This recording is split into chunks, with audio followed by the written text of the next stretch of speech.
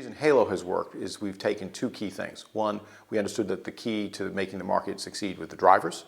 And the second thing was to make sure that the drivers bought into the technology.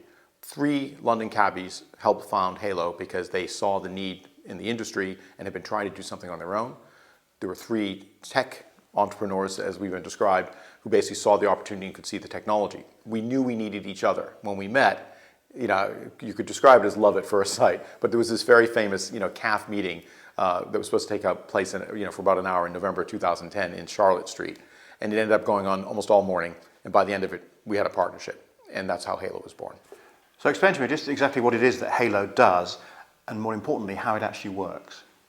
Basically, it introduces significant efficiency into what is inherently an inefficient process. Right now, or before Hailo, to get a cab, it was a line-of-sight solution.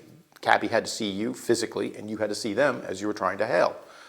With Hailo, you see through buildings, you see around corners, and that goes both ways. For the cabbie getting more fares, he's casting his net much wider, and he's not turning the wrong way when the fare was in the other direction. And likewise for the consumer, the cab is coming right to where they are when they need it.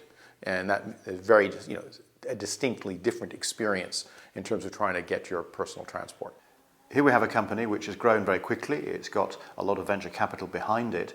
They didn't have to go to the banks to get the money. They got it through alternative means. Is this a model, do you think, that other people, SMEs in particular, might be able to emulate? I have to be honest with you, I would actually contest the idea that you would go to a bank for this kind of an idea. I do not think banks are suitable or equipped to understand and fund this kind of risk enterprise. And any conversation that a startup would have with banks, particularly in this environment, would be shut down at the beginning. I see no way that you would raise serious money without significant restrictions in cash flow. The truth is you need to explore and understand the venture capital sector to really get a business, a new business from scratch off the ground, in my view. And it's the only way that you would ultimately have the ability to go back and continue to finance, because it isn't the first amount of money that you raise. It's how you set yourself up to raise the second and third rounds of financing so the business has legs.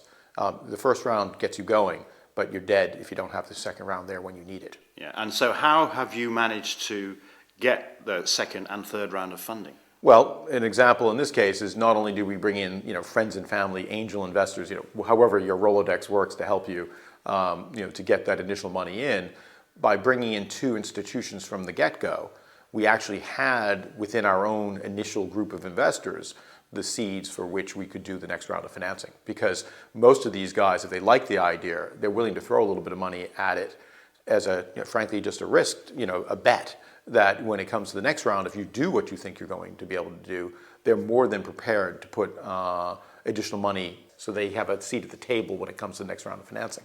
Do you think that perhaps Europe and the UK has been a little bit behind the curve in terms of finding new innovative ways to fund companies just starting? The reason that Europe is changing now in the last 10 years is because they are seeing the opportunities and they're starting to go for it. They are still hindered or not aided, might be a better way of saying it, because the general environment in which they operate is not as conducive. It is still deemed to be highly risky to put money at risk into these kinds of investments, and so consequently there's a very small, narrow sector that is prepared to go for these higher returns. Having said that, if government policy was directed more to setting a level playing field or allowing certain types of investors to be seen to be prudent in putting a certain small percentage of their total portfolios into these types of investments, you would basically prime the pump to really let this thing explode. It is evolving, it has. It just would be faster.